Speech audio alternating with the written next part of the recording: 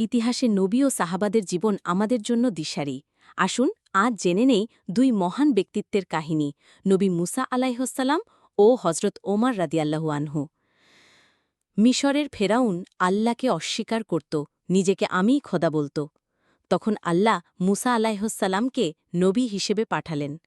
মুসা আলাইহসাল্লাম ফেরাউনকে বললেন, আল্লাহকে মানো, তিনি একমাত্র রব। কিন্তু ফেরাউন উপহাস করল, জাদুকর পাঠাল। মুসা আলাইহসাল্লামের লাঠি সাপ হয়ে গেল। সব জাদুকর ইসলাম গ্রহণ করল। ফেরাউন সেনা নিয়ে মুসা আলাইহসাল্লামকে ধাওয়া করল। আল্লাহ সমুদ্র দ্বিখণ্ডিত করে মুসা আলাইহসাল্লামকে পার করে দিলেন। ফেরাউন ডুবে গেল আর বলল, এখন আমি বিশ্বাস করি। কিন্তু তখন আর কোনো লাভ হল না। ওমর রাদিয়াল্লাহু আনহু ছিলেন কঠোর স্বভাবের। প্রথম দিকে ইসলামকে ঘৃণা করতেন, এমনকি তিনি একদিন নবীজি সাল্লাল্লাহু আলাইহি ওয়াসাল্লামকে হত্যার জন্য রওনা হন। পথে এক সাহাবী বলল, প্রথমে তোমার বোনকে সামলাও, তিনিও ইসলাম গ্রহণ করেছেন। ওমর রাদিয়াল্লাহু আনহু তার বোনের বাড়িতে যাচ্ছেন, কুরআনের আয়াত শুনছেন।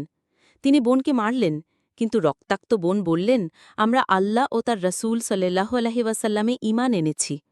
ওমর রাদিয়াল্লাহু আনহু কোরআন পড়লেন, তহা, আমরা কোরআন নাজিল করিনি তোমাকে কষ্ট দেওয়ার জন্য। তখনই তার হৃদয় গলে গেল। তিনি দৌড়ে নবীজি সাল্লাল্লাহু আলাইহি ওয়াসাল্লামের কাছে গেলেন এবং ইসলাম গ্রহণ করলেন। সাহাবীদের আনন্দ, নবীজি দোয়া করছেন। ওমর রাদিয়াল্লাহু আনহু ইসলাম গ্রহণের পর মুসলিমরা শক্তি পেল। পরবর্তীতে তিনি খলিফা হলেন এবং ন্যায় বিচারে বিখ্যাত হলেন। তার শাসনকালে ইসলাম বিস্তার লাভ করল